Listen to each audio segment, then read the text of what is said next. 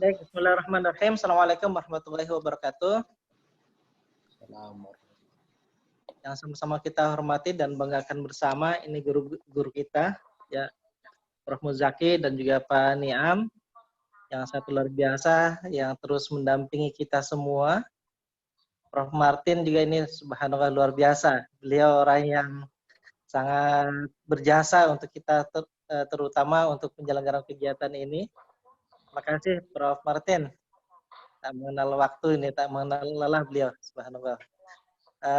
Bapak dan Ibu, para peserta di kelas JIP ya, yang insya Allah kita semuanya dalam keadaan sehat walafiat, dalam keadaan berkah semua. Amin.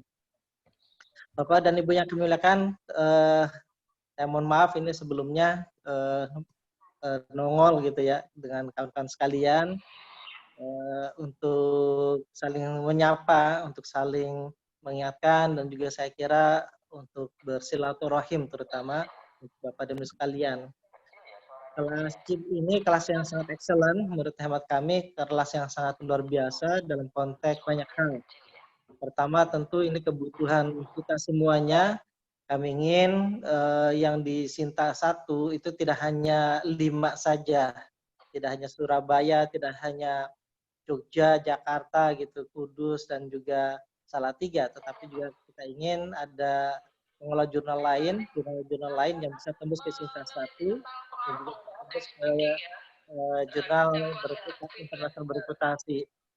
Yang kita harapkan ini dalam kegiatan yang sederhana, dalam kegiatan daring ini, yakni dalam kegiatan short course yang hari ini kita lakukan, dan ini yang kalau nggak salah yang kelima ya Prof. Martin ya, yang kelima, yang kita rekam masih ada 5 sesi lagi.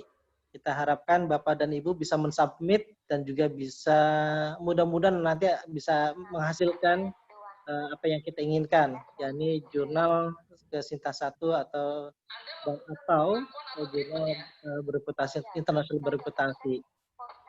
Bapak dan Ibu yang kami muliakan, seringkali kita sampaikan kepada kawan-kawan para pengelola jurnal, ini Bapak dan Ibu, kita semua ini adalah terutama Bapak dan Ibu yang bergerak secara langsung di lingkungan perguruan tinggi dan bergerak di konteks jurnal, ini adalah para tokoh, para orang luar biasa, para pahlawan gitu.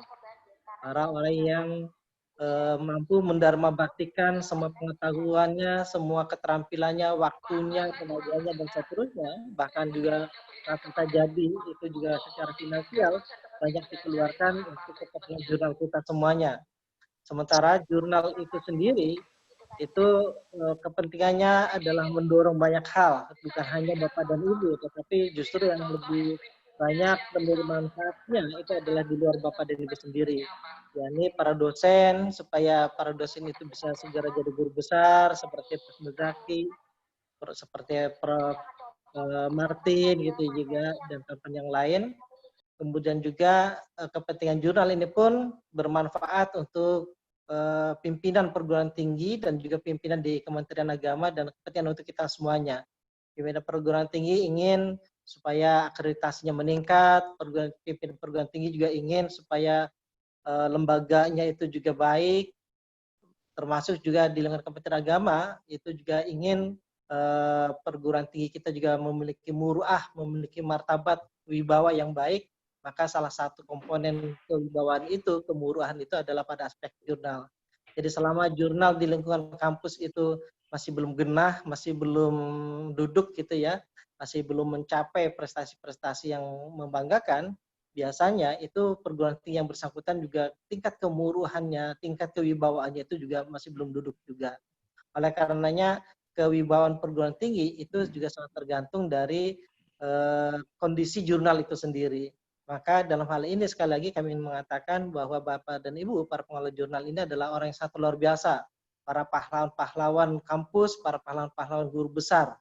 Karena melalui Bapak dan Ibu inilah dosen bisa menjadi guru besar ya, karena mereka bisa mempublishkan, menulis dan juga diterbitkan di jurnal Bapak dan Ibu sekalian. Oleh karenanya sekali lagi kami ingin memberikan apresiasi ingin memberikan penghargaan yang setinggi-tingginya kepada Bapak dan Ibu, para pengelola jurnal, untuk tetap istiqomah, tetap untuk memberikan kontribusinya yang satu luar biasa. Oleh karenanya, dalam kesempatan yang sangat berbahagia ini, kami juga ingin menyampaikan penghargaan yang setinggi-tingginya kepada narasumber kita, Prof. Muzaki ini. Ini beliau dan juga Pak Pani Amin ini adalah orang yang satu luar biasa. Jadi kalau core of the core-nya jurnal ya beliau ini diantaranya ya. Beliau ini orang yang satu luar biasa yang terus mendiseminasi dedikasinya, ilmu pengetahuannya di bidang perjurnalan itu di seluruh tanah air ya. Jadi kami berbangga hati bisa memiliki kawan-kawan seperti beliau-beliau ini, dan kita tentu harapkan juga para peserta juga bisa memanfaatkan kesempatan yang sangat sangat terbatas ini, hanya 10 kali pertemuan, dan harapan cita-cita kita, harapan kita semuanya menjadi jurnal yang masuk ke tembus Sinta 1 atau jurnal internasional bereputasi ini bisa teraih, bisa tercapai. Sekali lagi kami aturkan terima kasih Prof. Muzaki, Pak Nia, Prof. Martin, ini yang sangat luar biasa, dan juga Bapak dan Ibu para pengelola jurnal yang turut menjadi bagian dalam kegiatan Shortcast ini. Matur nuwun, mohon maaf, saya ingin saling menyapa saja, mudah-mudahan senantiasa dalam keadaan sehat walafiat. Terima kasih. Assalamualaikum warahmatullahi wabarakatuh. Waalaikumsalam warahmatullahi wabarakatuh. Terima kasih Pak Kasih telah memberikan motivasi buat teman-teman pengelola jurnal. Selanjutnya kita berikan kepada kedua narasumber yang sudah bersama kita. Silakan Pak Kasih dan Pak Rina.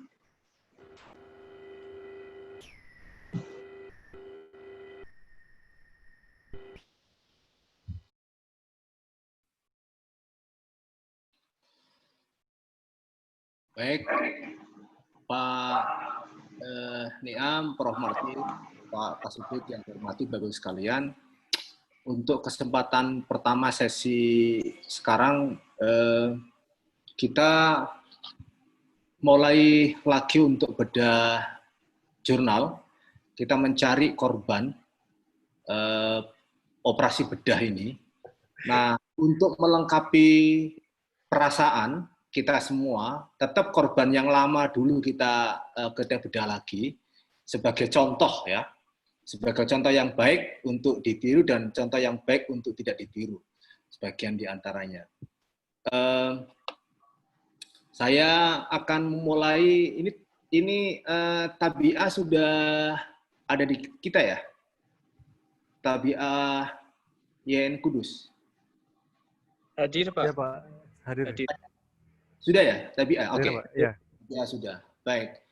Kita mulai untuk sesi ini awal dari atau separuh dari sesi sekarang kita akan melakukan bedah jurnal, melanjutkan sesi yang disampaikan oleh yang dipimpin oleh Pak Niam hari Rabu yang lalu. Kita lebih banyak diskusi membedah persoalan-persoalan yang terkait dengan kebijakan dan teknis pengemasan dalam jurnal.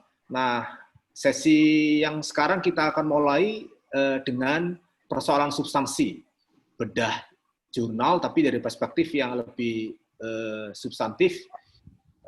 Nanti saya dan Pak Niam akan mulai dari jurnal Tabiah dulu, setelah itu kemudian jurnal psikologi integratif, dan seterusnya. Itu sesuai dengan 4 korban operasi bedah pada Rabu yang lalu, Bapak sekalian.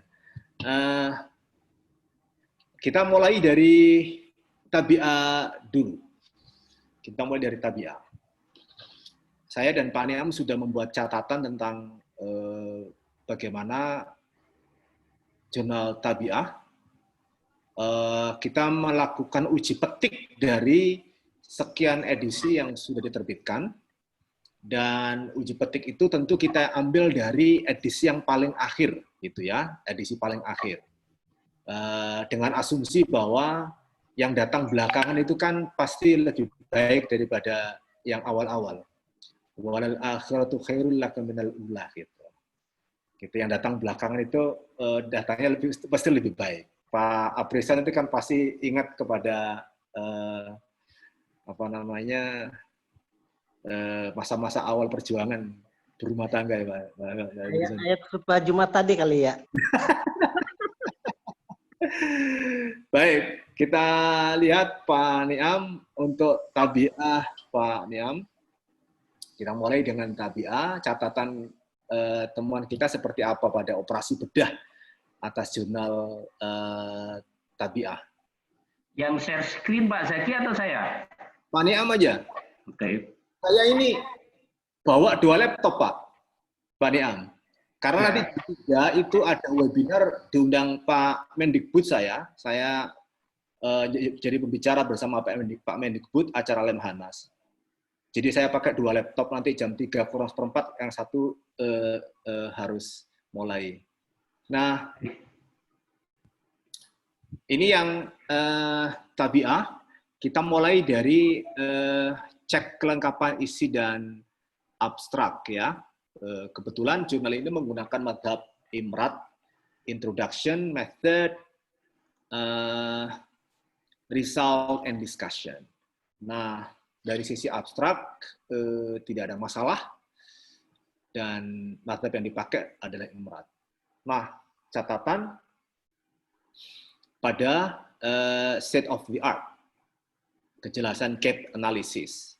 Memang ada uraiannya pada artikel terakhir yang ada di edisi Current, itu state of the art-nya ada, tetapi narasi yang lebih tajam untuk menjelaskannya, ini yang masih perlu lebih dalam lagi, lebih diperkuat. Termasuk juga pada gap analisisnya. Untuk membedakan aku dan dia itu lebih menawan mana itu penting itu diperkuat gitu. Supaya kita laku di pasaran itu kan strategi aku beda dari dia itu penting gitu ya, penting. Nah, itu seperti apa gap analisisnya? Nanti kita akan lihat bersama-sama dari uji petik satu artikel yang sempat kita telaah gitu. Nah, kemudian dari sisi kedalaman hasil, kita melihat bahwa kelengkapannya memang tersedia, cuma dari sisi kedalaman perlu dilakukan lebih jauh, karena banyak grafik tanpa penjelasan. Nah, tidak ada uraian konteks dan pemaknaannya, jadi grafik itu dibiarkan seperti telanjang bulat gitu. Udah, grafik ditampilin, terserah pembaca deh mau memaknai apa gitu. Mau dimaknai, tidak dimaknai, mau dikorelasikan antara uraian sebelum grafik dan setelah grafik itu nggak penting. Dibiarkan telanjang bulat. Kemudian dari sisi kesesuaian simpulan dan tujuan memang tersedia, hanya sayangnya simpulan atas temuan tidak diletakkan kembali pada konteks dan kepentingan learning media. Kebetulan ini sedang mengembangkan komik gitu ya. Nah, padahal pembahasan itu harusnya diletakkan pada konteks yang lebih besar soal learning media dan learning outcomes. Nah, sayangnya di bagian kesini tidak kemudian meletakkan dulu. Nanti kita akan diskusikan setelah masuk pada daftar pustaka sangat memadai. Nah, juga dari sisi penyuntingan, tingkat konsistensi perujukan juga menyisakan masalah. Kita lihat bagian bawah, teman-teman sekalian. Ini contoh paling menarik untuk kita lihat. Nah, jadi di sini ada bagian yang penting untuk menunjukkan tentang ketajaman narasi yang merujuk.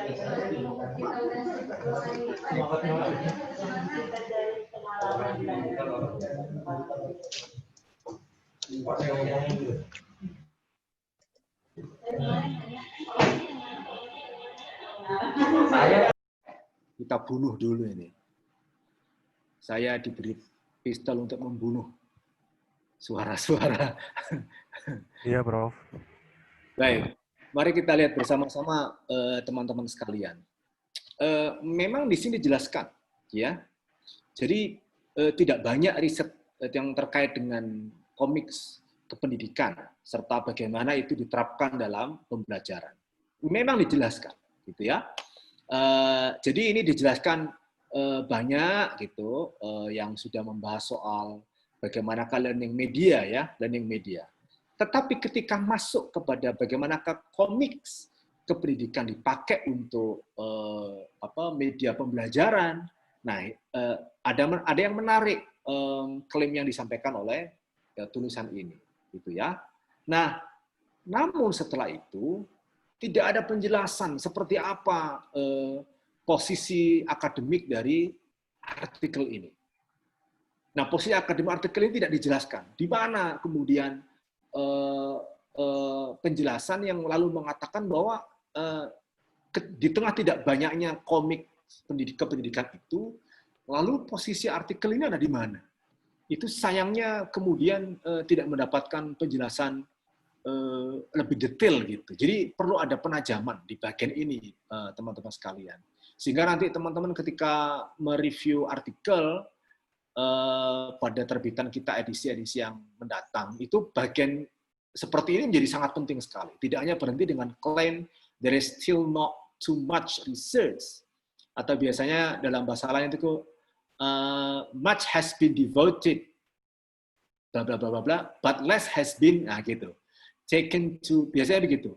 Nah, tetapi pertanyaannya adalah dari not too much itu posisi artikel ini seperti apa?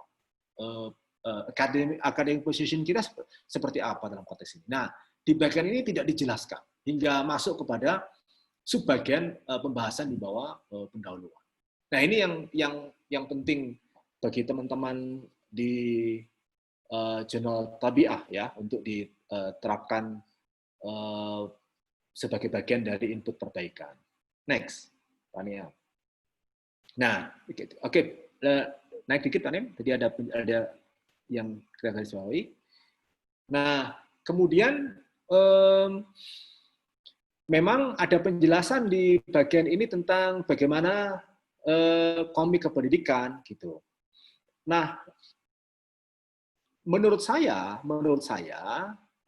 mungkin nanti Pani yang bisa memberikan tambahan ketika menjelaskan soal educational comics on static electricity di sini, maka sebelum masuk ke bagian di bawah ini perlu ada penjelasan pendek lah, walaupun cuma satu paragraf atau dua paragraf, karena di bagian setelah ini gitu ya, di bagian setelah ini tidak menjelaskan soal fokus artikel, tapi yang bagian kalimat berikutnya sudah bicara soal sangat teknis gitu ya, soal yang sangat teknis bagaimana penelitian itu dilakukan, kemudian tesnya seperti apa, dan subjeknya itu siapa saja, ada di mana lokusnya, itu ada di sini. Cuma ketika menjelaskan bagaimana educational comics on static electricity in physics learning itu tidak mendapatkan penjelasan lebih mendalam. Jadi kita butuh di sini 1-2 kalimat teman-teman sekalian supaya kedalaman dari penjelasan soal fokus menjadi sangat penting sekali. Lanjut Pak Nial. Nah, oke.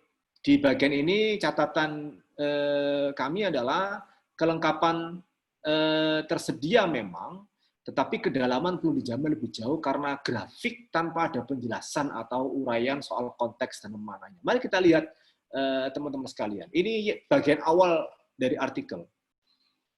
Sudah, jadi akhir dari subbagian itu diakhiri dengan grafik dan tanpa ada penjelasan.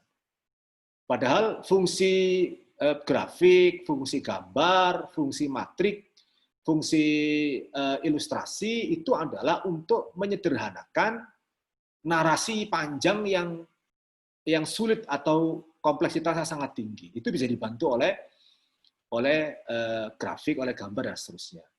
Tetapi kalau ternyata gambar, grafik dan macam-macam itu, picture dan seterusnya, itu ternyata tidak menambahi, kira-kira begini pertanyaannya, kalau itu dibuang juga tidak mengurangi penjelasan, tidak ada juga, atau ada juga tidak nambahi kualitas gitu.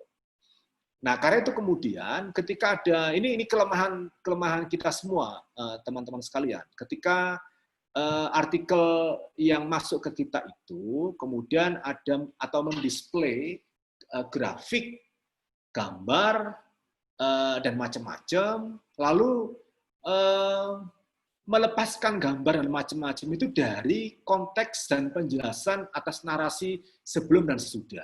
Nah, akan lebih baik jika kemudian sebelum dan sesudah itu ada penjelasan yang mengkaitkan, sehingga tidak kemudian akan jumping antara satu figure dengan figure yang lain gitu ya. Jumping aja tiba-tiba lep seperti yang kita lihat di layar sekarang. Next Pak ya. Turun lagi. Nah, kedua gambar ini kan tidak berkaitan gitu. Tidak berkaitan.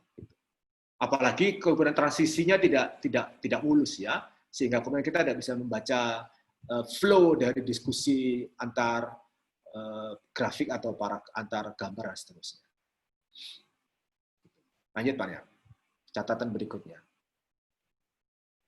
Nah, di simpulan memang sudah ada review argumen, hanya sayang simpulannya tidak diletakkan kembali pada konteks. Kita lihat teman-teman sekalian, satu paragraf yang ada di conclusion, dan ini satu-satunya, itu tidak menempatkan temuan ini dan temuan tentang komik itu ke dalam learning media dan juga learning outcomes yang lebih luas. Ada diskusi soal learning outcomes. Kita lihat di bagian dua baris terakhir. Tetapi kemudian learning outcomes itu lepas sama sekali dari persoalan learning media. Sehingga kemudian tingkat kontribusi dari artikel ini kepada teori yang bicara soal learning media dan learning outcomes itu sayangnya menyisakan masalah.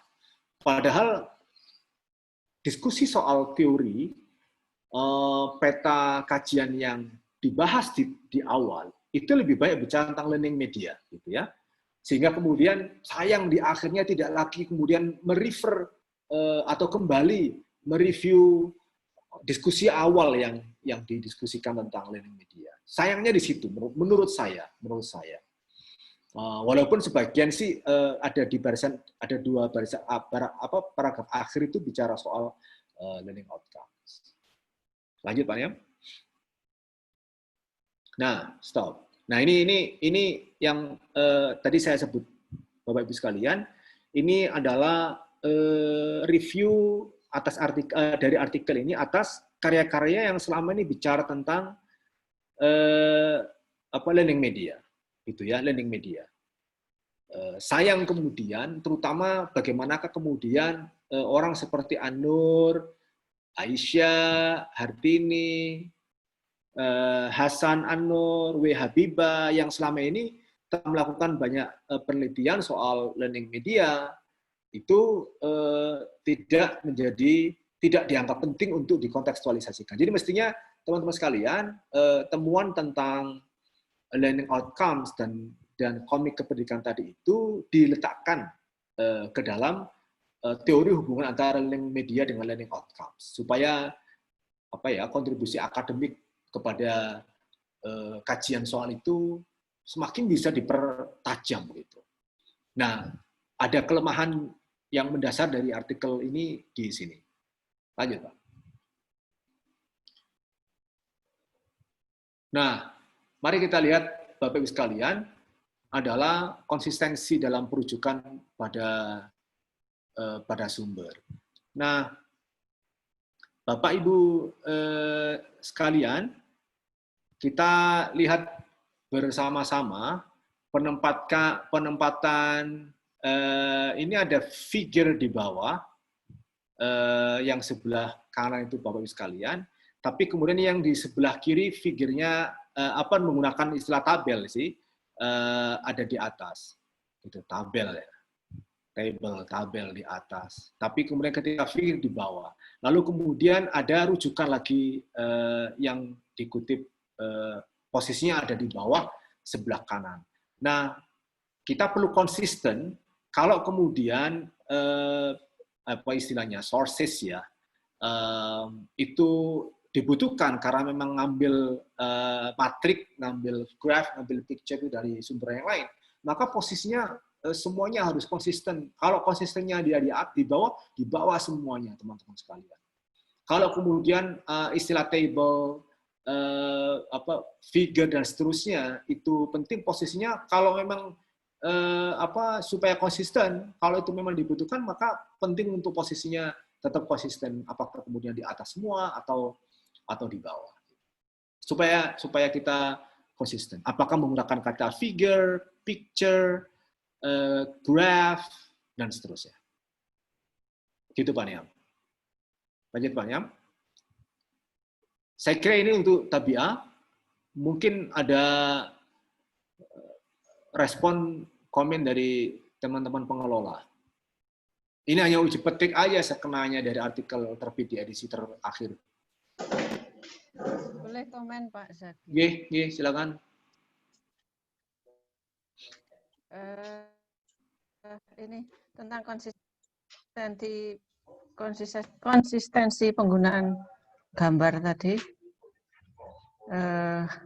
Sebentar. Penggunaan gambar atau tabel. Kalau tabel memang tulisannya di atas, terus kemudian kalau figure selalu di bawah. Apakah tidak bisa dibuat konsistensinya seperti itu? Bisa, tapi tetap semua konsisten ya, Prof ya. Prof Ya, Zuli. jadi maksud saya nggak harus di bawah semua atau di atas semua kan enggak. Tapi Ya. memang aturannya kalau tabel tulisannya di atas, tapi kalau figure tulisannya di bawah. Enggak apa-apa kan kalau umpamanya Nggak apa-apa, asal konsisten ya. Iya, Asal ya. konsisten. Apalagi nanti seperti di sini ada referensi ya. Ada referensi. Nah, gitu. Di sini ada referensi. Ada Widyoko, ada siapa tadi di atas itu. Gitu. Asal konsisten. Gitu. Asal konsisten. Oke. Okay. Dan itu tercermin pada semua artikel ya. Semua artikel harus begitu. Termasuk juga font size-nya juga harus clear. Kalau ini menggunakan Hague 1998 juga modelnya gini semua, dan seterusnya gitu. Dan seterusnya. Oke. Makasih, Bro.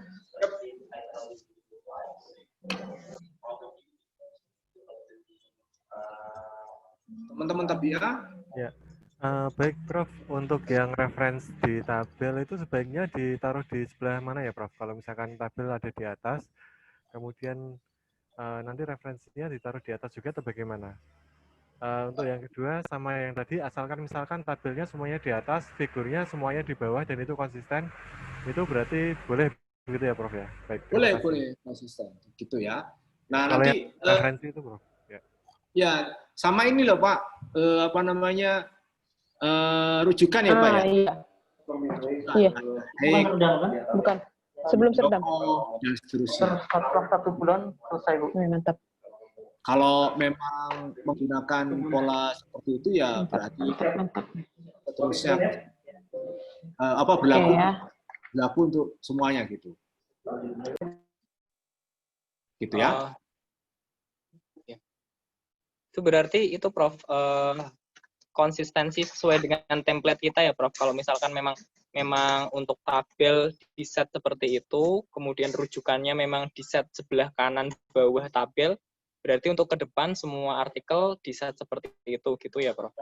Ya, karena mohon izin teman-teman sekalian, yang saya dengar dari cerita teman-teman ketika penilaian angka kredit itu sekarang yang dilihat adalah tidak sekedar walaupun SJR-nya tinggi, gitu ya, walaupun SJR-nya tinggi, itu sekarang sudah masuk kepada substansi. Nah, satu di antara indikator yang dipakai itu adalah konsistensi begini.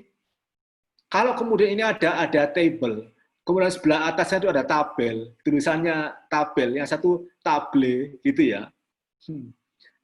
Ini berarti dianggap proses review dan editingnya kurang teliti, Pak. Gitu.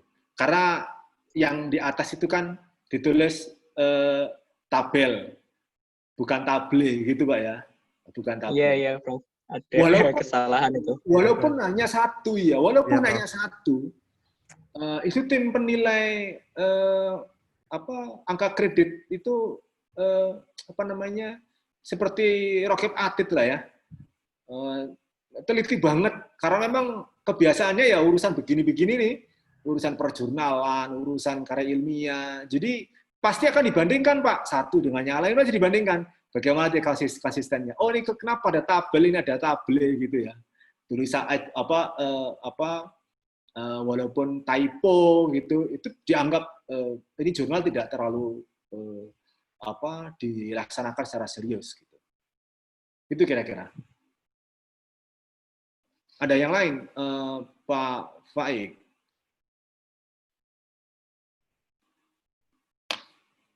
Ini uji petik aja Pak Faik ya, satu Pak Faik, nggak semua. Baik, Prof. Untuk tadi yang diterangkan tentang learning outcome sama learning media, itu berarti misalkan dari artikel kan diberikan kepada reviewer. Terkadang reviewer untuk kedalaman materi itu berbeda-beda, terkadang ada yang terlalu dalam, ada yang kurang begitu dalam. Apakah mungkin dari sisi editor, misalkan tahu sesuatu kesalahan atau kekurangan dari artikel, bisa menambahkan juga atau bagaimana, Prof? Terima kasih, Prof. Iya, benar Pak Faik. Pak Niam bisa cerita ke teman-teman Pak Niam, apa yang kita lakukan di JIS Pak Niam. Proses untuk melakukan penilaian ini sidang plenonya lebih dari 6 kali. Jadi kalau ada penulis dikembalikan 7 kali, itu biasa Pak, di JIS Pak. Di jurnal kami itu. Sampai kemudian kami itu dituduh dicurigai tidak membantu gitu loh, tapi menghukum. Tapi kami selalu menjelaskan, ya ini memang cara kewenangannya diberikan kepada kami untuk menjamin kualitas JIS. Jadi portal checkpointnya sampai 6-7 kali. Pak Niam bisa bercerita ke teman-teman Pak Niam, gimana yang kita lakukan proses itu di JIS Pak Niam.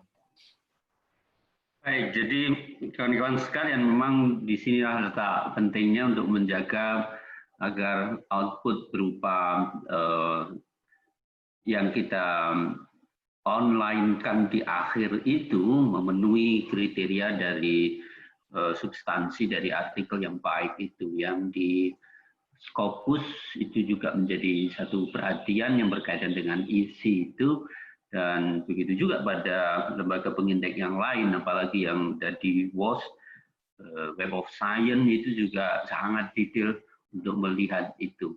Nah, ketika digunakan di dalam kaitannya dengan kenaikan angka kredit untuk dinilai poinnya di lembaga yang melakukan penilaian angka kredit itu, maka di sana memang akan terlihat sekali.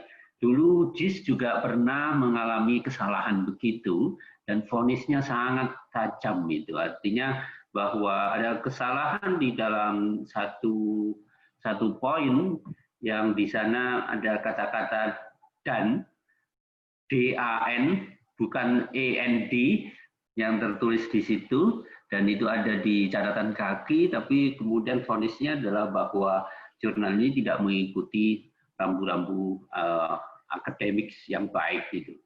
Terbukti masih ada kesalahan. Nah, oleh karena itu berangkat dari kasus-kasus semacam ini, kita di Journal of Indonesian Islam melakukan satu proses review yang memang panjang sekali, dan bolak-balik dari reviewers, dari editors kepada penulis, itu merupakan satu kenyataan yang memang kita lakukan, sehingga dampaknya akhirnya menjadi panjang masa dari satu proses penyiapan naskah itu.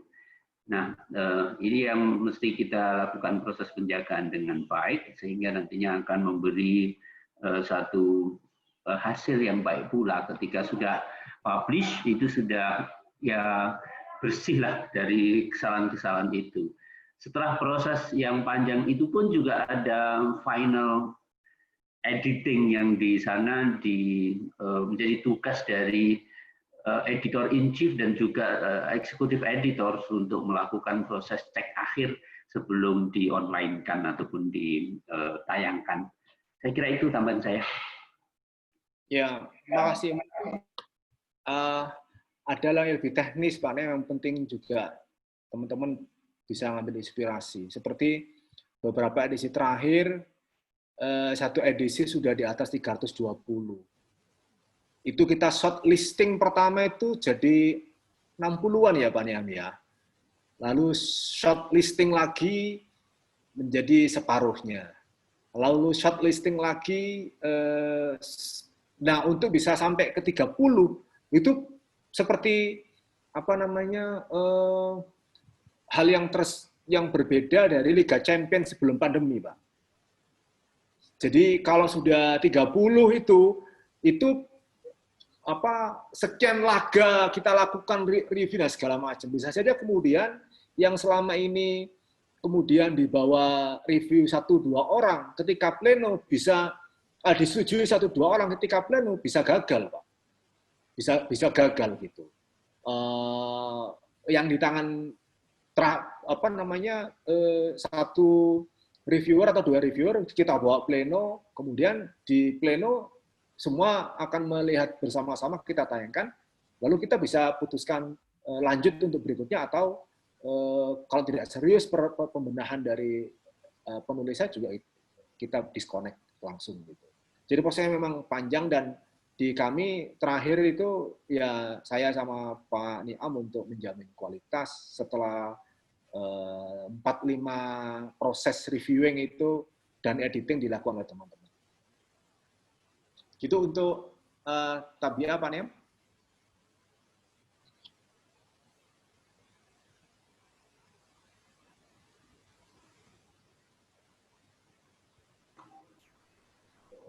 Sekarang psikologi integratif. Sekarang psikologi integratif. Ada studi ada. Siapa yang siapa? Pak, kira-kira Nobel kapan Pak direview Pak? Sambil ngopi lah. Oh iya, wah berarti sowan langsung ke kantornya Pak Zaki ini. Baik, kita mulai lagi. Memang di sini ini rekapnya aja ya. Kita langsung mulai di bawah aja Pak yang biar saving waktu Pak. Nah, catatan paling mendasar dari ini kami dan Pak Niam ini kebetulan melakukan uji petik dari edisi terakhir ya, yang current gitu.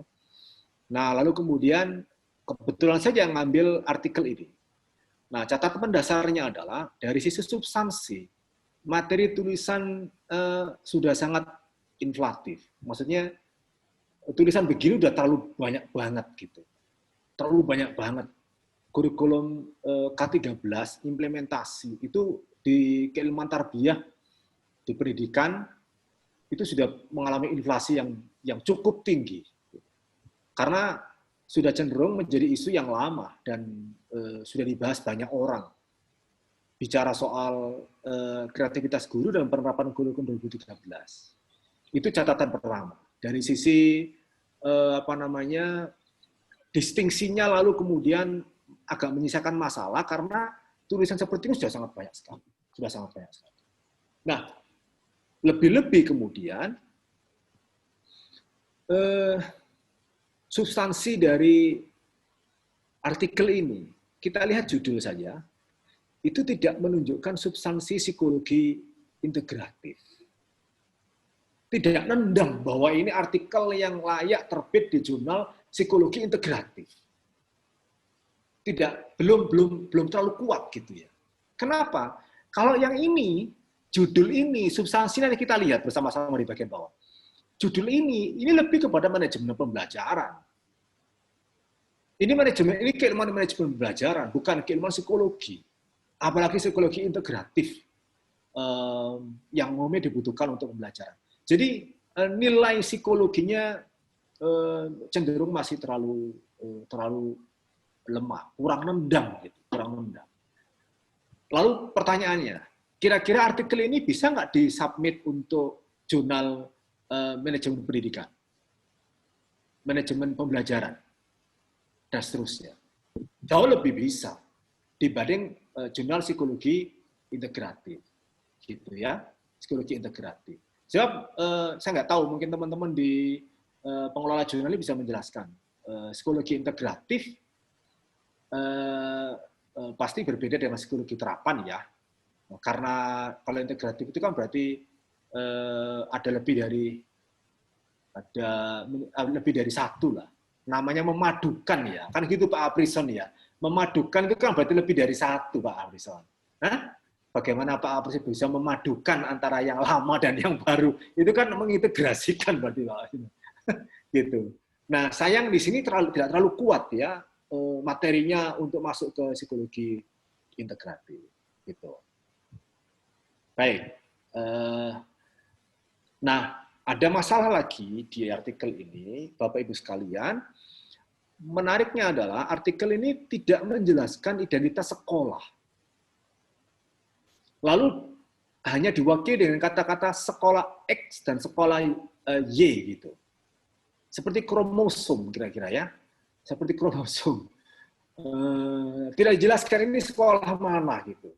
Sekolah X dan sekolah Y. Mari kita lihat, ini buktinya Bapak Ibu sekalian. Subjek penelitian yaitu guru kelas sekolah dasar X dan Y yang terletak di kawasan Surabaya Timur, sekolah dan Surabaya Utara. SD dimanapun pasti jumlahnya jauh lebih banyak daripada SMP, apalagi SMA. Gitu ya, jauh lebih banyak. Nah, ketika di artikel-artikel untuk jurnal ilmiah, teman-teman sekalian, identitas harus jelas, gitu. Kecuali terkait dengan person yang itu berimplikasi kepada safety dan security. Nah, itu boleh menggunakan nama samaran gitu. Tapi itu ditulis di bagian tertentu di sini. Entah di catatan kaki dan seterusnya, atau kepentingan safety, personal safety atau personal security dan seterusnya. Nah, artikel ini tidak ada penjelasan apapun, tidak ada penjelasan bahwa kenapa digunakan X dan kenapa digunakan Y, tidak ada penjelasan. Tiba-tiba saja kemudian sekolah dasar tidak disebut, hanya diganti dengan inisial X dan Y. Gitu. Ini catatan yang kedua dari, yang berikutnya dari artikel ini, yang penting untuk kita perhatikan bersama-sama teman sekalian.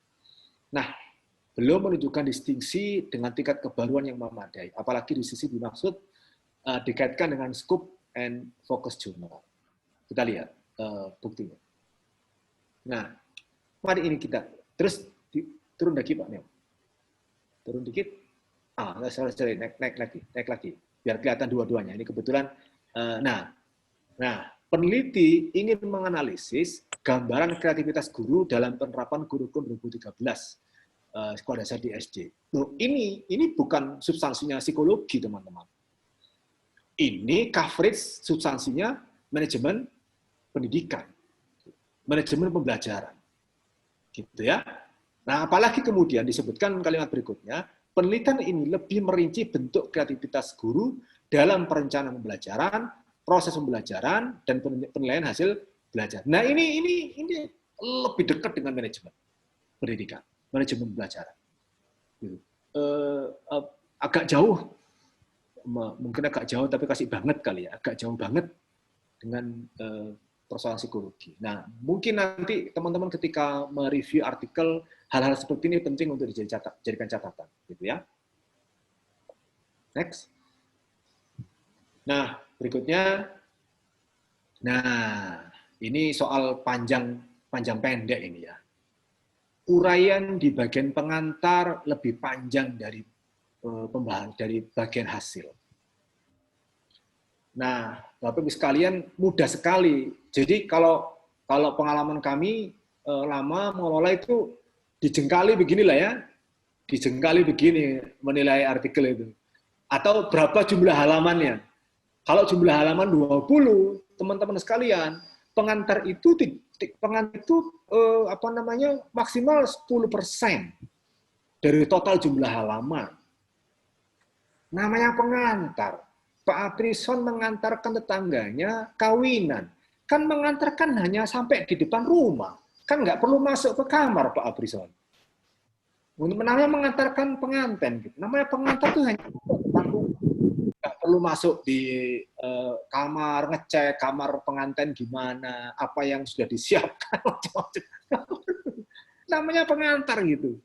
Nah, masalahnya artikel ini, pengantarnya 4 halaman. Diskusi soal hasil 3 halaman gitu. 3 halaman. Artinya bahwa kalau kemudian kita bagi rata, pengantar ini bisa mencapai 40-45% dari total halaman. Sayangnya di situ. Artinya bahwa bagian pembahasan diskusi yang seharusnya itu penting untuk, atau hasil yang seharusnya penting untuk mendapatkan uraian pembahasan yang jauh lebih detail gitu ya, karena namanya pembahasan hasil. Harusnya itu yang diubek-ubek untuk menjamin tingkat kedalaman. Tetapi faktanya tidak.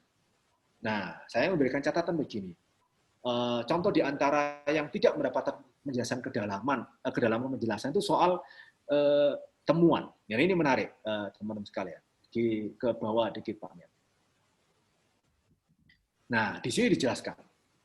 Temuannya adalah bahwa guru sedikit merasa kesulitan dalam hal penilaian. Setelah itu, tidak ada penjelasan sama sekali. Kenapa mereka merasa kesulitan?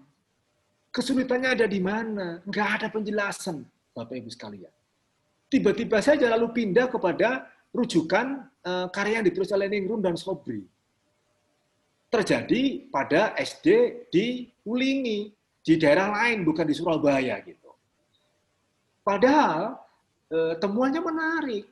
Guru sedikit merasa kesulitan dalam hal penilaian. Pertanyaannya adalah, kesulitannya di mana? Kenapa mereka merasa kesulitan?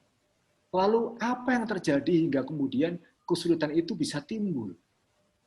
Padahal ini kurikulum K13 dilakukan penelitian tahun 2019, gitu ya. Berarti kan sekitar 6 tahun lewat dari masa awal kurikulum diberlakukan. Tentu mengalami eksperimentasi dan pengalaman yang panjang dalam penerjemahan kurikulum itu dalam pendidikan.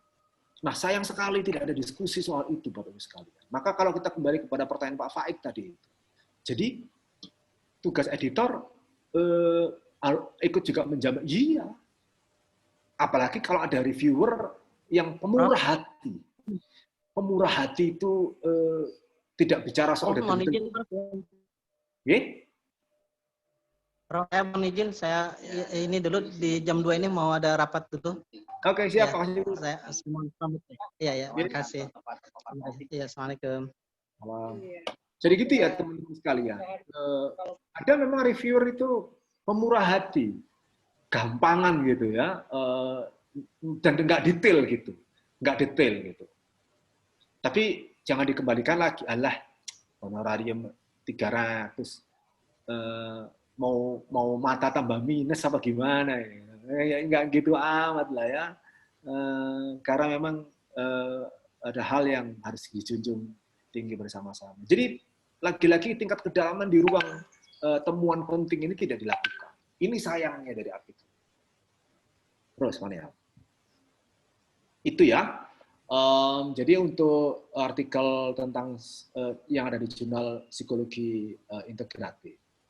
Begitu kira-kira temuan kami, saya dan Pak Nia melihat bahwa ada problem yang terkait dengan ini. Nah, pertanyaannya adalah siapa yang bertanggung jawab untuk menjamin substansi ini?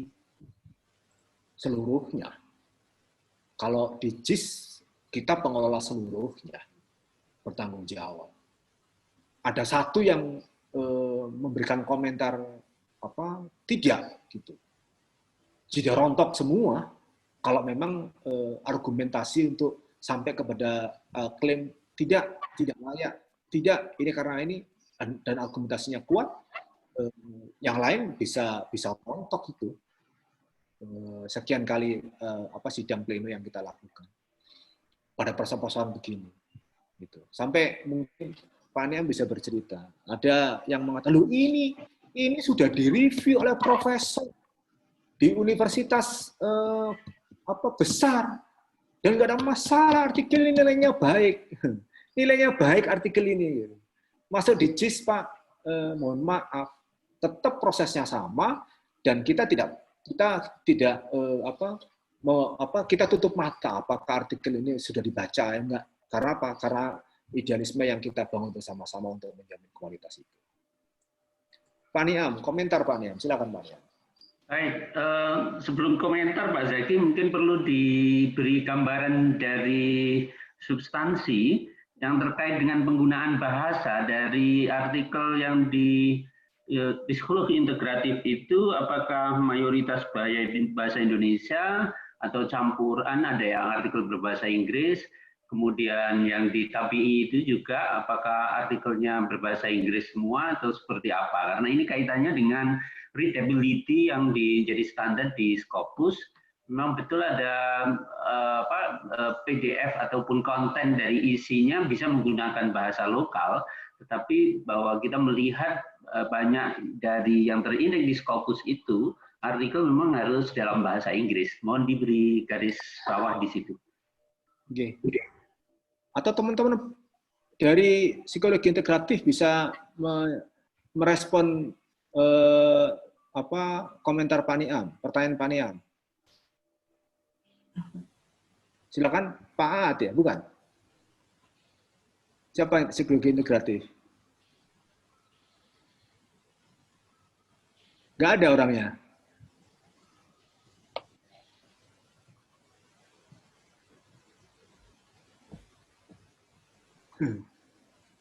Psikologi integratif itu mestinya Sabiqatul Husna sama Saiful Fahri. Halo, hadir apa enggak? Nggak ada, Pak Niam. Baik, kalau tidak ada, semoga bisa membaca di rekamannya nanti. Rekamannya bisa terakses. Jadi tadi nggak di absen dulu ya kita Pak Zaki. Oke deh. Jadi intinya poinnya adalah bahwa ketika berkaitan dengan artikel dalam bahasa internasional, readable for international audience apa tidak, maka persyaratannya sih memang yang di laman homepage-nya, title, kemudian abstrak, kata kunci, itu dalam bahasa Inggris. Nah, kemudian yang di PDF full text-nya itu bisa menggunakan dengan bahasa lokal, tapi alasan tertentu ya. Nah, kebanyakan yang diindeks oleh Scopus adalah dalam bahasa Inggris. Oleh karena itu, bagi jurnal-jurnal yang masih dalam bahasa Indonesia, pekerjaan besar untuk melakukan proses menginggriskan jurnal itu. Dan ini saya kira lembaga juga harus memberikan satu porsi kebijakan untuk penganggarannya, bagaimana melakukan proses internasionalisasi dengan melakukan penerjemahan dari artikel-artikel yang masuk dalam bahasa Indonesia. Itu untuk poin berkaitan dengan substansi artikel dalam kaitannya dengan bahasa ya. Baik, Pak Zaki, kalau sudah di situ saya tak berganti kepada melakukan review bedah jurnal, satu jurnal lagi yang mestinya menjadi porsi kalau waktunya cukup itu di hari Rabu kemarin ya, jurnal Iqra yang dari Institut Agama Islam Ma'arif Metro ya. Nah kemudian nanti pertanyaan Bu Zul tadi, kapan Nobel di bedah. Jadi kita ada sebenarnya di desain itu hanya ada 3 kali proses bedah jurnal ya, hari Rabu, setiap hari Rabu. Jadi masih kurang Rabu depan dan Rabu berikutnya lagi itu. Tapi melihat kenyataan seperti ini, maka ya kita akan tetap pada setiap pertemuan kita lakukan proses bedah jurnal ya nanti. Kita akan berlanjut begitu. Nah untuk khusus hari ini nanti akan kita selesaikan sampai urutan yang nomor 5 dari jurnal, dari perspektif yang manajemen jurnalnya. Kemudian nanti mestinya di jadwal hari ini kita juga mengenalkan indeksasi di WOS, ya, di Web of Science. Nanti akan saya berikan pengantar juga yang terkait dengan bagaimana WOS menetapkan ataupun perbedaan dengan Scopus di mana letaknya. Jadi hari ini kita begitu, terus kemudian Senin nanti juga masih tetap kepada ada sedikit materi tentang bagaimana kriteria di WOS dan juga melanjutkan proses bedah jurnal itu secara mendalam. Nanti yang akan kita lakukan begitu. Baik, jurnal Iqra, ada yang hadir mewakili? Hadir, Prof. Assalamualaikum. Pak Suhono ya? Ya. Terima kasih. Pak Suhono saja atau ada tim yang lain? Ada, Pak. Berdua. Ya. Baik, saya menemukan sesuatu yang menarik di Iqra ini, berbeda dengan yang kemarin-kemarin, tapi kita awali dari satu persatu ya, dari kaitannya dengan ISSN itu.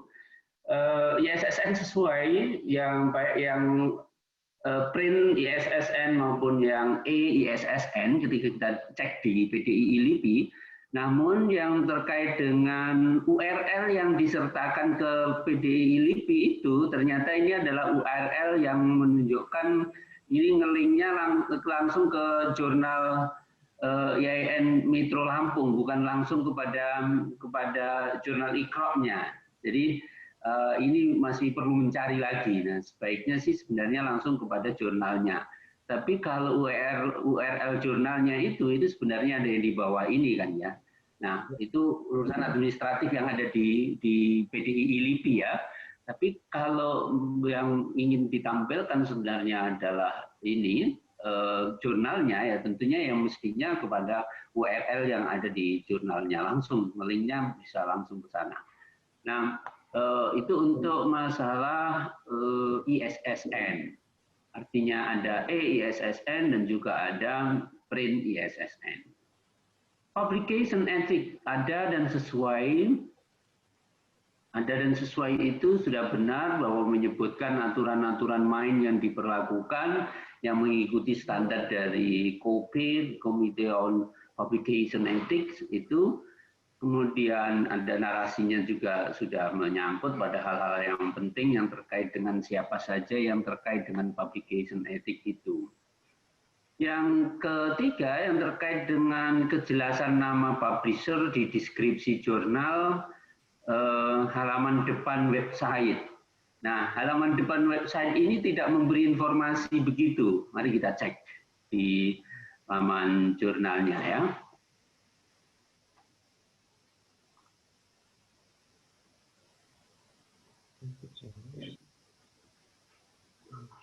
Di Iqra ini laman depannya itu tidak sedemikian. Baru kita bisa melihat informasi tentang Iqra itu di about the journal. Ini kalau kita klik, yang tampil adalah informasi ini. Tapi biasanya sih sebenarnya jurnal-jurnal yang lain itu ada menu yang di sini disebut sebagai home. Ini Anda tidak menyediakan menu home. Isi menu home itu ya informasi awal ini, publishernya siapa, kemudian apa jurnal itu. Kalau mau mengikuti gayanya dari jurnal yang sudah terindeks di Scopus, jurnalnya Pak Ista di BCREC, karena saya dengar ini IAIN dari Metro ini kan juga menghadirkan beliau-beliau kan di Lampung untuk di Metro untuk membina ini, dan nampaknya diserap dengan baik. Tapi pada item ini yang berkaitan dengan home itu tidak muncul. Jadi yang ada kalau tampilan pertama itu yang tampil yang seperti bukan current ini ya. Jadi ya, jadi kita tidak bisa menemukan di mana letak home itu. tapi tersembunyi informasinya tentang jurnal, publisher, dan lain-lain itu ada di about. Ini yang mesti harus dilakukan perbaikan ya. Ini jelas published by ya, Tarbiyah Faculty of IAIN NU Metro Lampung. Ini yang mesti harus dilakukan perbaikan. Nah, kemudian sekalian mumpung muka dari webnya ini menu yang di atas ini kan kosong sekali kan ya di sini ya. Dan dari itu hanya current archive, announcement, about. Nah, di sini ini kosong, kelihatan kosong. Jadi kalau kosong begini menjadi kurang maksimal. Lebih banyak ada di menu paling kanan ini dan jauh ke bawah. Nah, oleh karena itu, hal yang lain yang terkait dengan focus and scope, kemudian editorial team, publication, etik, kemudian mana lagi yang penting itu bisa pula indexing and abstracting, kemudian kaitannya dengan biasanya ada register, kalau Anda menempatkannya ada di sini ya, submission ada di sini. Maka ini ada yang perlu dipindahkan kepada menu bar yang ada di atas untuk item-item yang paling penting tadi yang harus ada. Ada home, ada about, silakan. Kemudian ada archive, kemudian ada publication ethic, ada editorial board, editorial team, kemudian ada author guideline juga mesti harus ada di atas ya. Nanti bisa dipindahkan ke sana biar tidak kosong yang ada di sini ini. Dan sekali lagi yang kita nilai tadi adalah yang terkait dengan informasi publisher, karena publisher ini menjadi item yang penting untuk dilihat siapa publishernya, yang bertanggung jawab itu seperti siapa. Kalau di WOS itu juga akan menjadi satu penilaian tersendiri yang boleh mengajukan untuk indeksasi itu siapa, apakah editor, apakah publisher, kedua-duanya kalau di WOS diperbolehkan siapa saja. Nah, kalau ini tidak diketahui di depan, tersembunyi, maka nanti akan menyusahkan dari pembaca untuk segera melakukan identifikasi terhadap informasi dari publisher. Mungkin ada klarifikasi dari Pak Suhono. Ya, ini untuk ini kan kita kemarin juga sudah bedah jurnal Pak ya. Dan untuk kelengkapan data kita emang kemarin juga fokusnya taruh di sidebar itu, di sidebar. Dan pikirkan untuk di header-nya itu. Mungkin kalau untuk home itu sendiri sebenarnya sudah ada Pak di di atas header-nya itu Pak, di tulisan klik nama jurnal itu. Di nama jurnalnya. Di atasnya. Nggak kelihatan ya. Itu ya. Itu biar doanya cepat terkabul Pak Niam, jadi nggak terlalu banyak halangan gitu kira-kira Pak Niam. Adanya register, login, mana home nggak kelihatan. Kita pindahkan ke itu. Ya silakan di toolbar yang ada di sini ya, yang kelihatan konkret begitu. Ya. Baik, jadi saya lanjutkan ke item berikutnya yang terkait dengan penilaian pada aspek yang mana. Itu dia yang berkaitan dengan publisher, tidak ada di menu home, juga tidak ada di toolbar depan, dan pindahkan di tempat yang tersembunyi, pindahkan dari tempat yang tersembunyi di bawah about menjadi halaman depan di home, itu ya. Kalau di jurnal Pak Istadi itu di belakang juga diberi filter, itu published by itu juga muncul lagi, sehingga menjadi kelihatan itu tidak kosong dari laman yang di depan, tapi yang di bawah itu isiannya ya. Berikutnya yang terkait dengan editor, dewan editor, kemudian tautan CV, diversity, dan juga mitra bestari. Wow, ini yang menurut saya perlu dicontoh oleh pula pada tautan CV. Itu lengkap sekali, variatif itu ya. Kita lihat ya. Editor dan reviewer terpisah ya, betul. Jadi menunya terpisah untuk diklik di tempat yang berbeda. Tapi yang dari sisi editor itu memang ditunjukkan di sana ada dari 5 negara. Tapi semuanya belum merepresentasikan benua yang berbeda. Itu masih dari Asia semua. Pakistan, kemudian ada Brunei, Malaysia, dan ada China, satunya tentu Indonesia. Nah, itu masih belum ada. Oh, Uni Emirat Arab, Uni Emirat ada ya. Nah, Uni Emirat kan masuk pada Asia ya, Mas Yan. Jadi dengan demikian maka pada benua yang lain belum ada representasinya. Kalau untuk menunjukkan convincing editorial board yang diversity dari sisi editornya itu dari berbagai negara, maka itu harus diupayakan untuk mereka yang berasal dari negeri-negeri yang di benua yang berbeda ya. Oke, saya lihat di home page-nya ya. Kita lihat di home page-nya.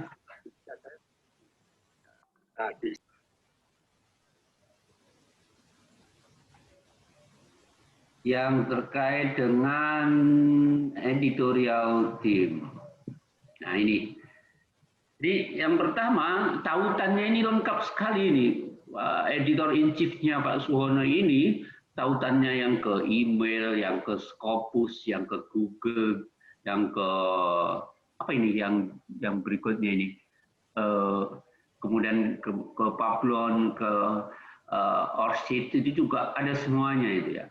Yang paling belakang sendiri kalau kita klik maka akan lari ke informasi posisi ataupun informasi dari CV atau bagaimana Pak Suhono ini berkecimpung di dunia tulis menulis. Yang di sini ada kelihatan jelas di sini. Ini keren ini Orchid-nya. Saya aja enggak punya itu Pak Suhono ya. Jadi pada aspek ini bisa ditiru di jurnal lain. Tapi kalau kita lihat di jurnal-jurnal yang terindeks Scopus itu tidak selengkap ini itu informasi yang ditampilkan di link di CV-nya itu ya. Nah, ini salah satu kelebihan yang diberikan, ada Scopusnya. Ini kalau kita klik juga akan muncul di mana author itu berada pada posisi seperti apa. Kok error ya, berarti website saya ataupun Scopus link saya ya. Tapi yang jelas tadi sudah saya buka dan bisa nyambung ini untuk yang ke Scopus. Oke, jadi ini oke, yang berkaitan dengan linknya bagus. Tapi kemudian yang berkaitan dengan Advisory International Editorial Board yang kita lihat masih dari Pakistan, Uni Emirat Arab, kemudian Malaysia, Brunei Darussalam. 1, 2, 3, 4. Tentu Indonesia ada dan kemudian ada di bawah ini dari China juga ada. Nah, selebihnya tidak merepresentasikan dari benua yang berbeda. Itu yang terkait dengan editorial team yang mesti harus dilakukan pengayaan kembali dari sisi jumlah dan diversity-nya. Kita pindah ke catatan lagi. Mitra Bestari oke, dari Indonesia dan dari Malaysia saja yang ditampilkan di sana. Kemudian ini kaitannya dengan statistik pengunjung unique visit ya, statistik pengunjung unik dan profil citasi.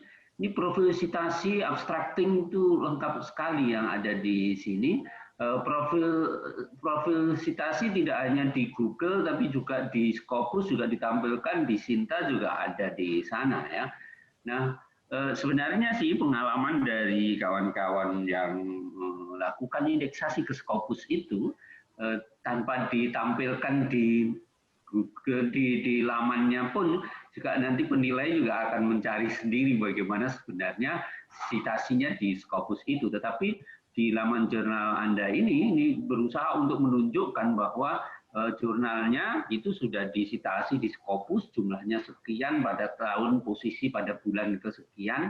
Tadi sudah saya cek, itu sudah nambah, ada 4 sekarang Mas ya. Jadi tidak 3, kalau 3 kan posisi di Januari tahun 2020, sekarang sudah 4 untuk citasi di Scopus untuk jurnal ini. Nah, ini lengkap. Kemudian yang perlu kita lihat adalah seperti apa sebenarnya tampilan konkretnya di laman Anda. Nah, Anda kan menyebut di sini ini yang profil Google, kemudian yang ini profil yang diindeksasi di Scopus, kemudian ini indeksasi citasi, catatan citasi yang ada di Sinta. Kalau kita klik yang di Scopus, Anda menampilkan bahwa di sini citedness in Scopus ada 3 ya, 1, 2, 3. Yang terbaru sudah ada 4 ya untuk jurnal Anda. Nah, begitu juga dengan yang lain tidak bisa dilihat di sini. Ya. Pada konteks ini ya memang meyakinkan untuk kepada yang lain untuk melihat.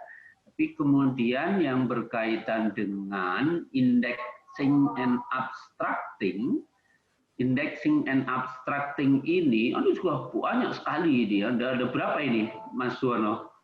Kalau Anda hitung. 20. Berapa? 20-an. Banyak ya. Nah, tadi saya coba cek satu persatu yang menjadi tidak ngeling langsung kepada informasi jurnal Anda di pengindeksnya itu ada 2, itu seingat saya tadi ada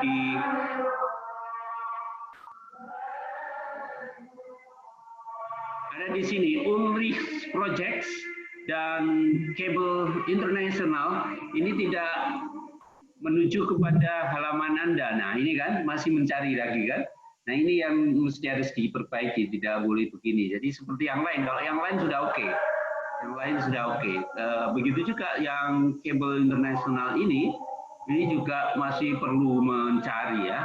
Jadi informasi tentang jurnal Anda itu belum muncul di dalam informasinya yang ada di sini. Itu yang berkaitan dengan indexing lengkap banyak, dan mungkin juga perlu ya, tapi kebijakan Anda ya untuk menampilkan indeksasi itu di ikonnya itu tidak hanya Sinta saja, tetapi juga yang penting-penting itu tadi di OAJ itu penting juga ditampilkan di laman depan itu simbol ikonnya ya, biar menemani Sinta ini biar tidak sendirian. Sinta kalau sendirian kan kasihan nanti, padahal banyak yang melirik nanti.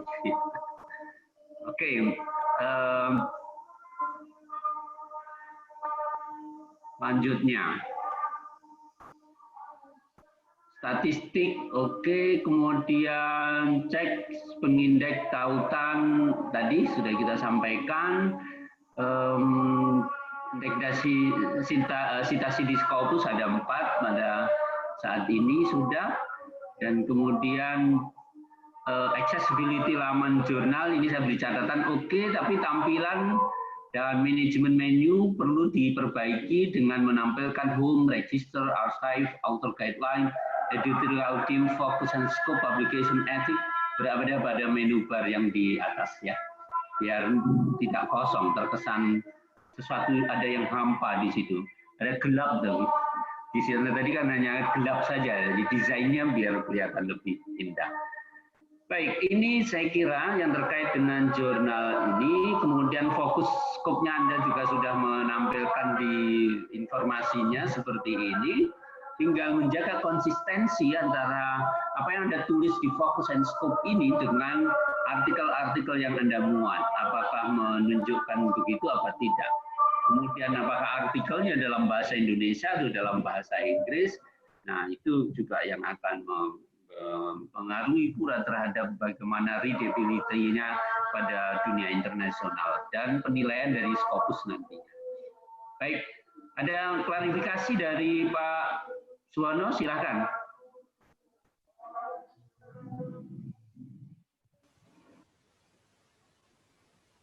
Oh ya, Prof, mau menanyakan perihal authors. Ini kan kalau di jurnal IQRA itu sejak 2019 kan sudah ada, dari 2019 2020 ini sudah ada sekitar 4 artikel dari penulis luar, Prof. Jadi yang saya mau tanyakan adalah dari penulisan itu sendiri kan juga dilihat dari autor pengarang dari luar negeri itu, Prof. Kalau seandainya nih pengarang itu berkolaborasi dengan orang Indonesia dan dia itu berada di posisi author kedua atau ketiga itu, apakah juga akan mempengaruhi nilai ini, apa namanya, penyebar luasan itu di perangkat author itu? Apakah harus sebagai author pertama, dua, tiga itu dari penulis luar semua, dan ataukah ketika ada penulis orang dalam Indonesia kemudian author kedua itu orang luar negeri, itu apakah juga berbeda? Seperti itu, Prof. Ini suaranya nggak terdengar dengan baik di saya. Jadi poin pertanyaannya, autornya ada dari luar ya. Terus kemudian apa pertanyaan? Nah, pertanyaannya adalah kalau dari satu artikel itu terdiri dari 2 autor, 3 autor, dan autor dari luar negeri itu autor ketiga atau kedua, dan autor pertamanya itu orang Indonesia, apakah bisa disebut artikel itu juga berasal mempunyai kontribusi dari luar negeri juga seperti itu? Jadi perhitungan juga gitu. Apakah yang dihitung itu hanya kolaborasi antar autor orang luar negeri gitu, seperti itu, Bro? Itu. Jadi tetap dihitung bahwa kalau satu artikel autornya lebih dari satu dan itu menunjukkan dari afiliasi lembaga yang bervariasi, ada yang dari dalam dan dari luar. Kalaupun yang autor pertama itu adalah dari Indonesia dan yang dari luar itu adalah ada penulis ketiga, jadi tidak masalah. Di situ menunjukkan bahwa authorship-nya itu merupakan kolaborasi yang menunjukkan bahwa memang itu tidak hanya dari bersifat lokal ataupun bersifat nasional. Jadi tetap dihitung, tetap mempunyai dihitung, dinilai sebagai satu artikel yang di sana autornya dari lembaga yang variatif, dan pada artikel itu ada yang dari luar negeri. Saya kira boleh saja seperti itu dan nggak masalah. Ini kan kalau kita ini kan ini artikel kan IMRED, International Result Discussion. Akan tetapi di bagian result discussion itu kan kita di discussionnya itu kita jadikan satu dengan result. Tetapi pembahasannya tidak ada subbab yang menjelaskan discussion. Jadi setelah result itu membahas tentang discussion, apakah itu juga harus mempengaruhi juga? Apakah harus ada subbab yang menerangkan itu ada discussion-nya seperti itu, Prof? Itu kaitan dengan gaya selingkung ya, manajemen dari pengelolaan dari gaya selingkung jurnal itu seperti apa, maka itu harus ditetapkan secara tegas di dalam yang disebut dengan author guideline dan juga dari pilihan dari jurnal policy-nya seperti apa ya. Nah itu yang penting adalah konsisten nanti. Dan ini nanti sebenarnya nggak masuk pada wilayah substansi ya nantinya yang berkaitan dengan item-item itu. Mungkin Pak Zaki bisa memberikan tambahan yang terkait dengan pertanyaan ini. Jawaban Pak Niam pas. Jadi yang penting konsisten gitu Pak Suwono ya. Terima kasih. Nah itu yang menjadi catatan penting. Selama itu dijaga, aman insya Allah. Gitu Pak Niam. Baik, jadi kalau di proses akreditasi itu penilai substansi di Arjuna ya, itu melihatnya pertama bagaimana guideline yang ditetapkan oleh jurnal itu. Nah, kemudian termasuk juga dalam pembahasan dan sistematika dari gaya penulisan artikelnya itu seperti apa kebijakannya. Nah, kemudian dilihat apakah artikel-artikelnya mengikuti guideline yang telah ditetapkan apa tidak. Kalau guideline-nya ternyata A, yang dipakai ternyata B, nah itu baru akan ada vonis ya. Ya. Mungkin kata kuncinya ini Pak Niam. Istinya compliant check ya, compliant test gitu ya. Jadi uji kesetiaan lah ya, kesesuaian dengan guideline itu, karena nanti kan pasti yang dilihat pertama kali kan guideline dulu Pak Niam, gitu kan? Lalu kemudian konsistensi antara satu dengan yang lain seperti apa antar terbitan, antar artikel. Itu Pak Niam, tambahan. Baik, kalau sudah cukup saya akan beralih ke, atau ada pertanyaan yang lain dari peserta yang lain? Kalau tidak ada, saya akan beralih ke materi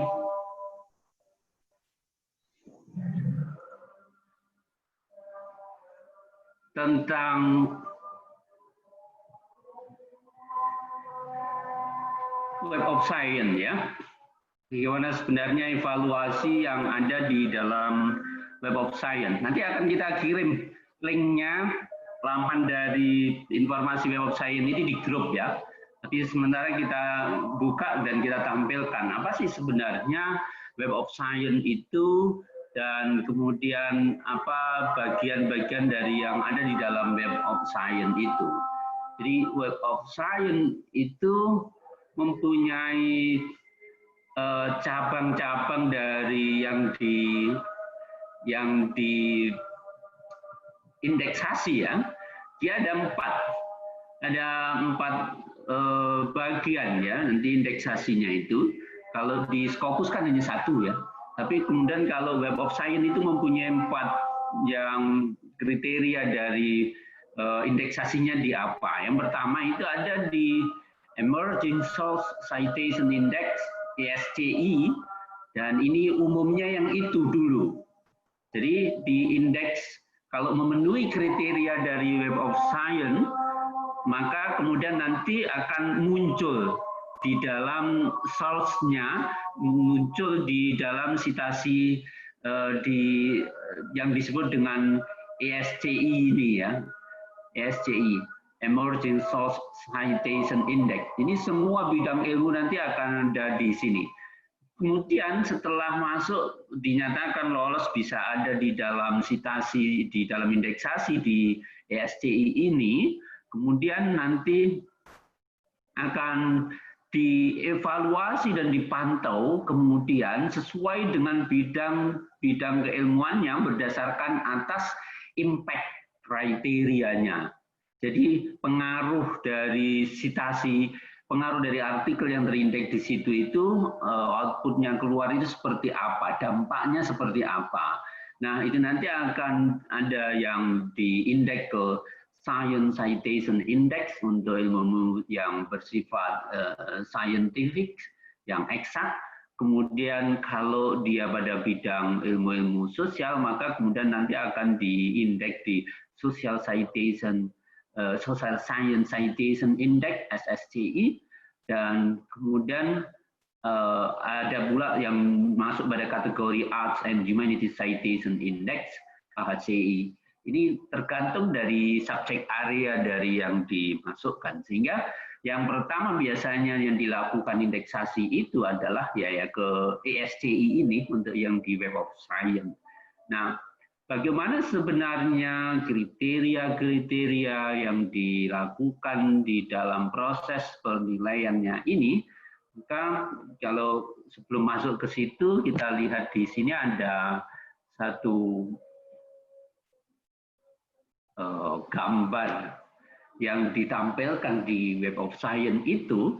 Jadi evaluasinya itu menyangkut apa saja quality criteria itu, ya, berkaitan dengan kriteria kualitas. Kriteria kualitas itu nanti akan kalau memenuhi kriteria kualitasnya, maka kemudian nanti akan dilakukan proses indeksasi yang ada di ESCI ini. Jadi dokumennya nanti akan bisa masuk di ESCI ini. Nah, kemudian kalau kemudian ternyata dia akan lolos, kemudian dia mempunyai impact yang bagus, ya, menurut catatan indeksasinya itu mempunyai impact yang bagus, maka nanti akan masuk kepada apakah Arts and Humanities Citation Index, apakah Social Science Citation Index, atau yang Science Citation Index yang bersifat science. Jadi seperti itu nanti yang berkaitan dengan bagaimana Web of Science itu menerapkan proses citasinya. Saya akan beralih sebenarnya ke slide yang lain. Sebenarnya seperti apa sih kaitannya Web of Science itu dengan yang sekarang disebut dengan clarified analysis ya. Web of Science ada kaitannya dengan EC, ada kaitannya dengan Thomson, Reuters, itu kan kita pernah dengar begitu ya. Itu sebenarnya apa hubungannya? Maka kita pinjam slide yang disampaikan pada forum editor di Bali beberapa saat yang lalu, itu oleh ini Ju Seng ini, kita akan temukan bahwa ternyata seperti inilah gambaran dari Web of Science itu, bahwa dulunya dia itu memang bernama Institute for Scientific Information dari tahun 1960 itu. Jadi ini yang lebih dulu ada, dan kemudian baru muncul Thomson Scientific itu, Thomson Reuters. Nah ini yang di tahun 1992 mempunyai Thomson Reuters di tahun 2008 ini mempunyai satu kebijakan-kebijakan dan arah tersendiri, yang kemudian pada 2016 yang 4 tahun yang lalu itu baru ada clarified analytic yang berkaitan dengan impact factors dari berbagai macam karya ilmiah yang ada di sana. Jadi ini adalah merupakan satu perusahaan besar yang tercatat di bursa efeknya di Amerika ya. Jadi ini memang bisnis betul mereka itu, tetapi pada kaitannya yang dibisniskan adalah informasi-informasi ilmiah yang ada pada bidang-bidang ilmu yang mereka tentukan. Mereka juga memberikan satu yang disebut dengan analisa yang berkait dengan bagaimana karya-karya itu bisa mempunyai impact faktornya seperti apa dan seterusnya. Ini ada menjadi bagian dari kerja besar dari Web of Science itu. Mungkin kalau dianalogkan dengan Scopus, kalau Scopus itu kan anak perusahaannya dari Elsevier ya. Kemudian ada di sana ada Science Direct, kemudian ada SJR, Simahu Journal Ranking dan lain-lain. Nah ini di Web of Science itu juga mempunyai anak-anak perusahaan ini, yang kemudian yang berkaitan dengan indeksasi itu seperti yang kita jelaskan di awal tadi, bahwa mereka melakukan proses indeksasi kepada jurnal-jurnal dan tidak ada jurnal tapi juga buku dan yang memenuhi kriteria-kriteria yang mereka tentukan, yang mereka tetapkan. Kriterianya apa? Saya ingin kembali kepada yang bersumber dari internet tadi.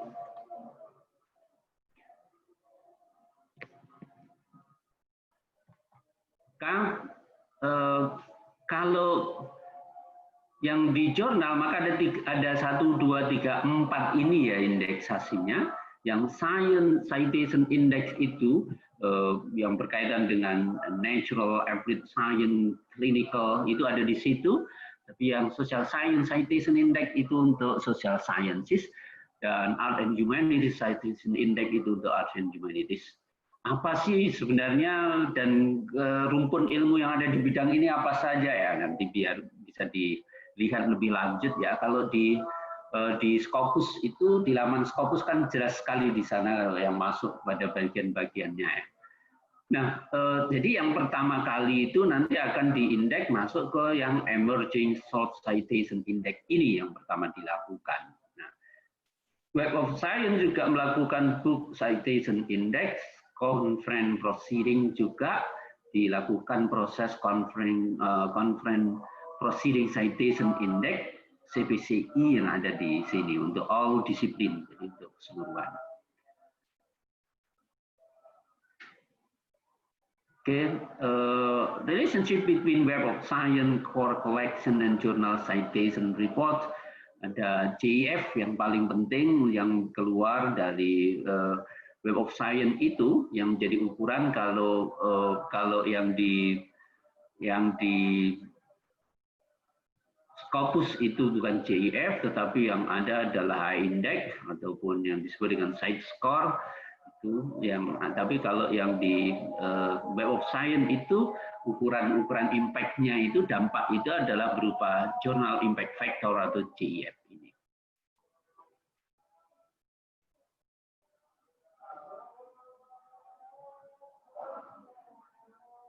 Nah, ini kalau kita lihat maka ini prosesnya banyak sekali ya, tapi ada 3 sektor ya, apa yang disebut dengan initial triage, kemudian nanti akan dilakukan setelah itu editorial triage, kemudian yang terakhir itu nanti akan dilakukan apa yang disebut dengan editorial evaluation impact kaitannya. Jadi ada tiga tahapan itu yang dilakukan penilaian yang di Web of Science itu. Ya.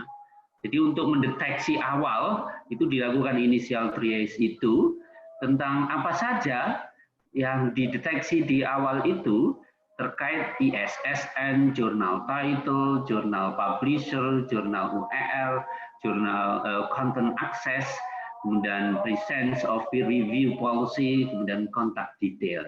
1, 2, 3, 4, 5, 6, 7. Ada 7 komponen yang dilakukan inisiasi awal oleh Web of Science terhadap jurnal yang masing-masing itu akan ada di sini. Tapi kalau kita bandingkan dengan apa yang kalau kita lakukan seperti yang kita lakukan untuk ke Scopus, maka sebenarnya ya item-item ini sudah terjawab semuanya juga. Jadi yang terkait dengan itu hanya perbedaan dari aspek dan cara untuk melakukan penilaian saja itu nanti ya untuk Web of Science.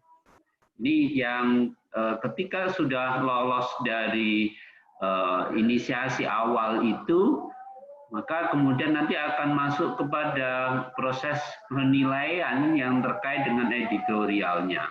Apa saja yang masuk pada kategori editorial yang akan dinilai nanti, scholarly content. Nah, tadi kita berusaha untuk melihat dari substansi isinya, tadi yang memang perlu kehadiran expert, orang-orang yang berada pada keilmuan yang menjadi naungan jurnal untuk mencermati dan mengikuti dari tradisi-tradisi akademis yang ada di situ, sehingga isi itu menggambarkan informasi yang bersifat akademis yang berkualitas. Itu yang akan dinilai pada proses editorial, inisiasi editorial itu. Ya.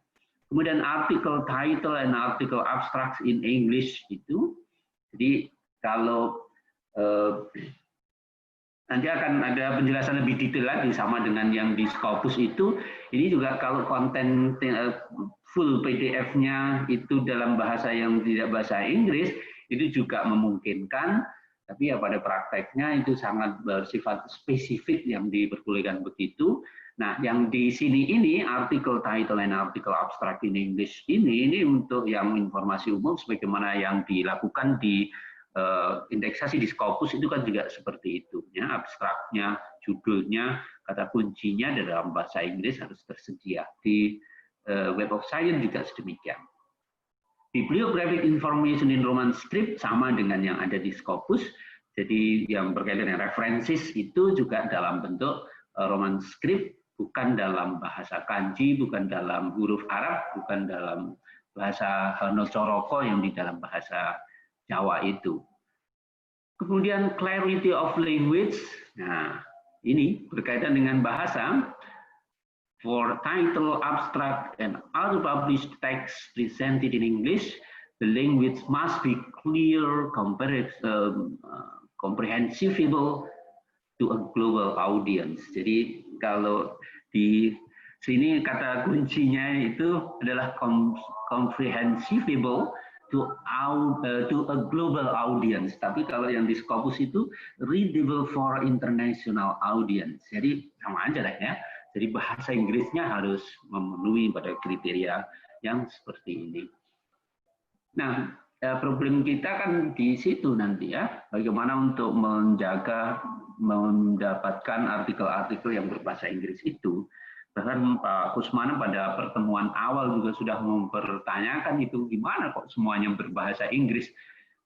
Rasa kebanggaan kita dengan bahasa Melayu gimana ini, dan kemudian dampaknya bagi mereka yang produktif dalam bahasa Indonesia, maka kemudian kan tidak bisa masuk pada skala untuk ya praktisnya akan mengajukan ke guru besar juga akan menjadi kesulitan. Tapi inilah memang kriteria-kriteria yang diberikan oleh lembaga pengindeks bereputasi ini, lembaga pengindeks internasional dan yang bereputasi ini, sehingga ya mau tidak mau seperti itu, kita memang perlu mengisi peluang lembaga pengindeks yang tidak hanya mempersyaratkan romanscript saja tadi, sehingga perlulah hadirnya lembaga-lembaga yang mengindeks pada artikel-artikel yang berkarakter tidak hanya dengan romanscript itu, taruhlah dengan skrip yang dalam bahasa Arab itu, huruf Arab misalkan.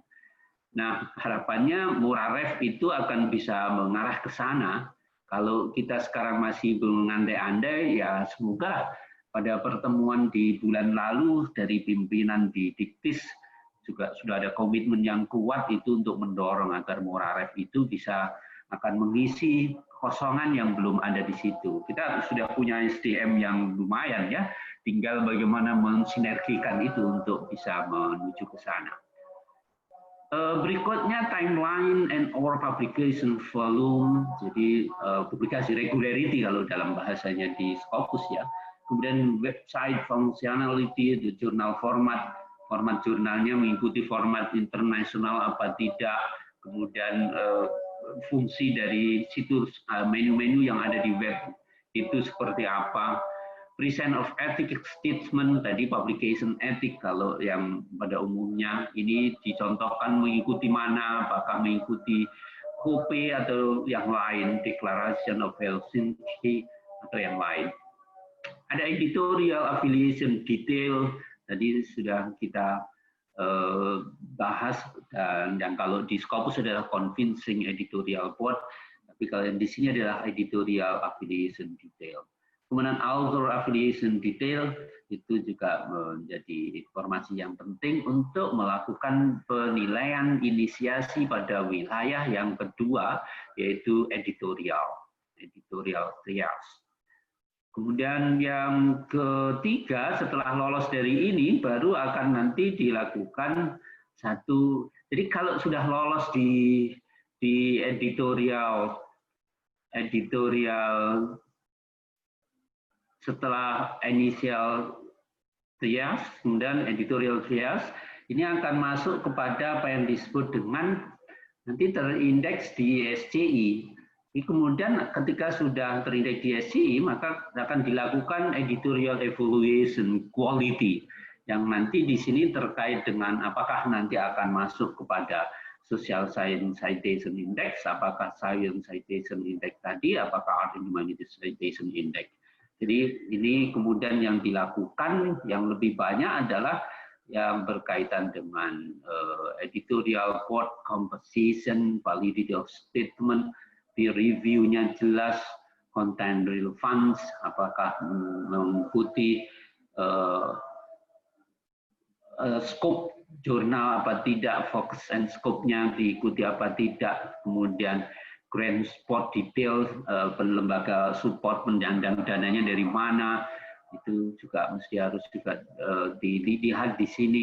Kemudian other than the community standards, mengikuti standar internasional dalam kaitannya dengan etika, ini juga author distribution, kemudian appropriate citation in the literature. Nah, ini yang kemudian disebut sebagai dampak, itu akan dilihat secara konkret. Ya. Nah, editorial evaluation impacts ini, dan langkah berikutnya yang terkait di situ adalah comparative citation analysis, author citation analysis, editorial board citation analysis, kemudian content signifikan nanti akan dilanjutkan di indeks di yang mana yang tadi, apakah social science dan seterusnya itu. Jadi kalau dilihat di sini, maka sebenarnya ada 3 tahapan ya, inisiasi, tahapan editorial, kemudian ada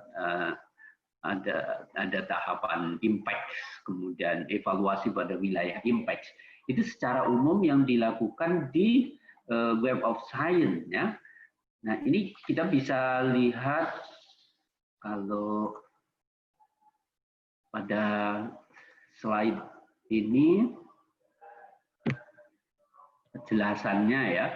Ada initial triage, kemudian editorial triage, kemudian editorial evaluation itu. Yang dilihat pada 1, 2, 3 ranah, inisiasi pada 3 ranah itu menyangkut apa saja di sini jelas sekali. Kemudian yang terkait dengan impact criteria itu ada seperti ini. Kalau pada inisiasi awal itu sukses, maka apa outcome-nya? Maka kemudian start editorial triage.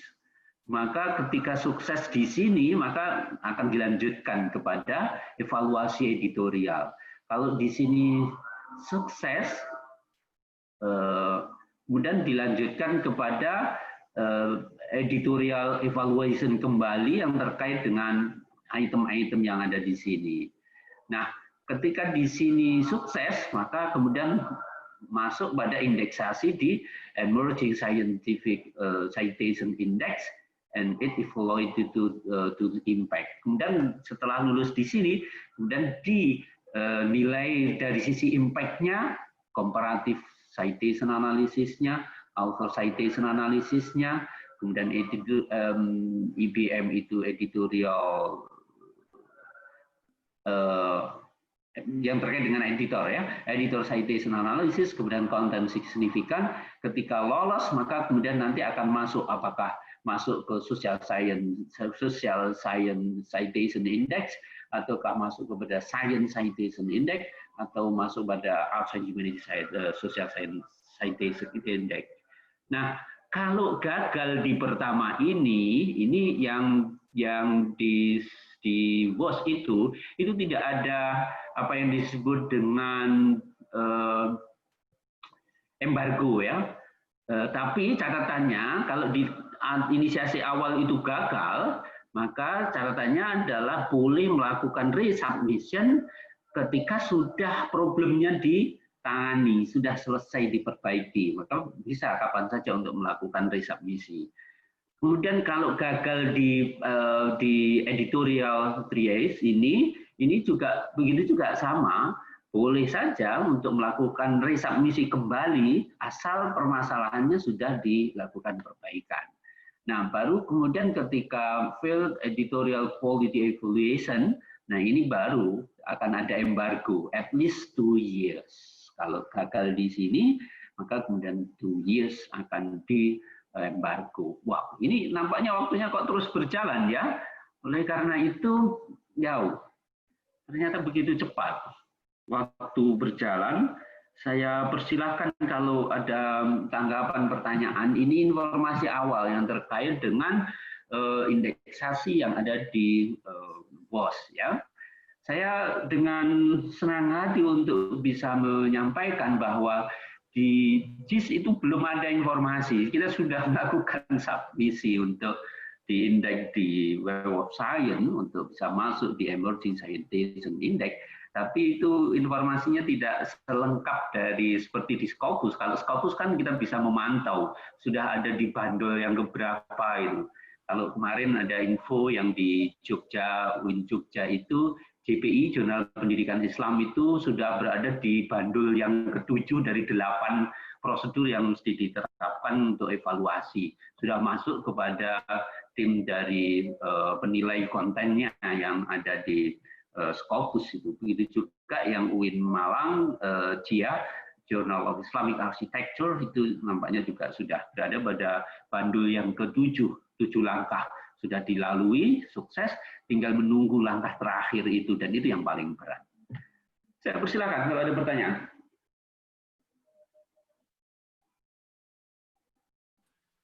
Ya, Prof. Mau Pak Mukrimin. Terima kasih. Yang garis besar, sorry ya, ini agak bising ini orang ngebor di sebelah. Apa namanya? Nggak terdengar kok. Garis besar perbedaannya antara Web of Science dengan Scopus ini di mana, Prof? Terima kasih. Ini ya, mungkin nanti bisa lebih didetailkan kepada yang berpengalaman ya untuk itu.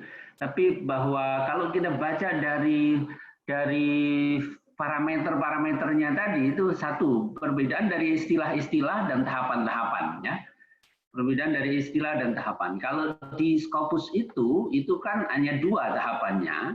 Jadi minimum kriteria itu mesti harus dipenuhi. Ketika minimum kriteria dari indeksasi di Scopus dipenuhi, maka kemudian bisa melakukan apa yang disebut dengan mendaftar untuk indeksasi di Scopus itu. Nah, di indeksasi di Scopus itu kemudian yang dinilai itu yang berkaitan dengan jurnal policy, kemudian ada 4 gitu kan ya, ada 4 yang seperti yang kita sebut kemarin itu, dan itu sebutannya berbeda ya, bunyi item-item yang berbeda dengan apa yang ada di WOS. Kalau yang di WOS tadi kan tahapannya ada 3 plus ya, ada 3 plus. Jadi inisiasi awal, kemudian inisiasi editorial, kemudian inisiasi evaluasi editorial, dan kemudian evaluasi dampak. Jadi ada 4 ya sebenarnya untuk proses untuk yang ada di Web of Science itu. Dan outputnya itu, indeksasinya itu ada, tidak hanya terindeks kalau di Scopus kan terindeks di Scopus, kemudian nanti akan ada kriteria setelah itu perankingan yang dilakukan oleh Simahu Journal Ranking yang menghasilkan key 1, 2, 3, 4. Di Scopus sendiri juga ada proses perankingan berdasarkan atas side score. Side score-nya itu tinggi, berarti ada di level yang key 1 juga ada. Tapi key 1 yang di Scopus, yang di laman Scopus itu kalau Anda lihat kan juga ada informasi kan, side score, kemudian di bawahnya ada key 1-nya itu. Nah, itu untuk menunjukkan bagaimana perbedaan antara jurnal tersebut dengan yang lain, yang sebidang, yang se-area, dan kemudian menghasilkan perbandingan-perbandingan yang ada di key itu.